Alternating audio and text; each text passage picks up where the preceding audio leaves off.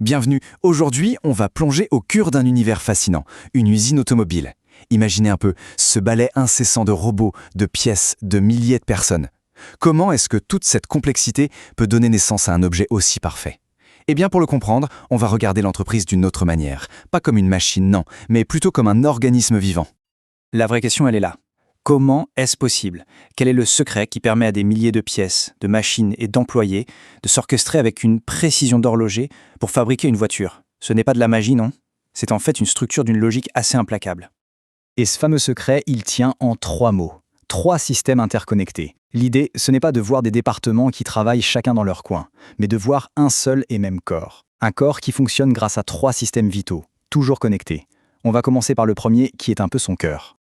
Alors voilà, on y est. Le cœur battant de l'usine, son moteur physique, c'est le système opérationnel. C'est vraiment là que l'action se passe, là où les choses se fabriquent concrètement. C'est, si on veut, la force musculaire de toute l'organisation.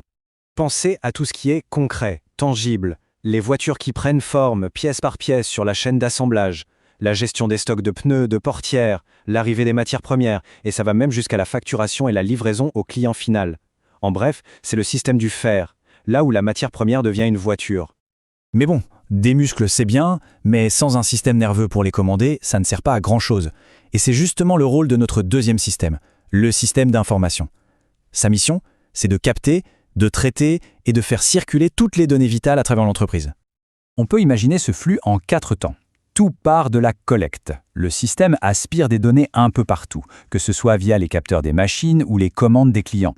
Ensuite, ces données sont stockées, bien à l'abri. Puis vient l'étape un peu magique, le traitement, où tous ces chiffres bruts deviennent des analyses, des rapports clairs. Et enfin, la diffusion. Cette information bien utile est envoyée pile au bon endroit, à la bonne personne. Alors, récapitulons, on a le cœur et le système nerveux. Il nous manque quoi? Le cerveau, bien sûr. C'est notre 3e et dernier système, le système décisionnel. C'est lui qui reçoit toutes les informations déjà traitées et qui s'en sert pour piloter l'ensemble de l'organisation, pour prendre les décisions, qu'elles soient petites ou grandes. Et là, la connexion est directe, quasi instantanée. Par exemple, le système d'info envoie une alerte « Attention, les stocks de pièces sont trop bas ». Le système de décision réagit au quart de tour et lance une nouvelle commande. Un rapport signale qu'une machine commence à ralentir. Hop, une maintenance est planifiée. Ce ne sont pas des réactions au hasard, ce sont des décisions ultra précises, basées sur des faits. Et maintenant, on arrive au point crucial. Ces 3 systèmes ne travaillent pas chacun de leur côté. Pas du tout. En fait, ils forment une boucle de rétroaction continue. C'est une sorte de danse permanente entre l'action, la mesure de cette action et l'ajustement. Allez, regardons cette boucle en mouvement. Tout commence sur le terrain. Le système opérationnel fait son travail, tout simplement. Une voiture est assemblée sur la chaîne. C'est l'action de base. Et là, immédiatement, le système d'information, notre fameux système nerveux, entre en jeu. Il va capter une donnée précise liée à cette action. Par exemple, le temps exact qu'il a fallu pour assembler cette voiture.